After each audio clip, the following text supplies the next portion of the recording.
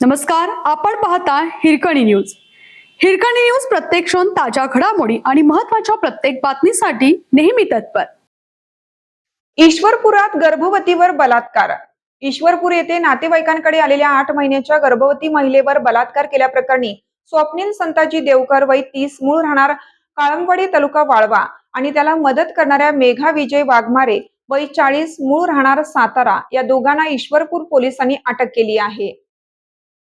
पीडित महिला कार्यक्रमानिमित्त ईश्वरपूर येथे नातेवाईकांकडे आली होती. ती 8 महिन्याची गर्भवती आहे हे माहीत असताना देखील संशय स्वप्नील याने 22 आणि 27 एप्रिल रोजी तिच्यावर अत्याचार केला. या कृत्यात मेघा वाघमारे हिने त्याला मदत केली. हा प्रकार कोणाला सांगितल्यास तुला व तुझ्या पतीला जीवे मारू अशी धमकीही संशयितांनी पीडितेला दिली होती. पीडिता सासरी गेल्यावर तिने पतीला हा प्रकार सांगितला. त्यानंतर कोल्हापूर जिल्ह्यातील एका पोलीस ठाण्यात फिर्याद देण्यात आली होती. हा गुन्हा ईश्वरपूर पोलीस ठाण्यात वर्ग करण्यात आल्यानंतर पोलिसांनी गुरुवारी दोन्ही संशयितांना अटक केली.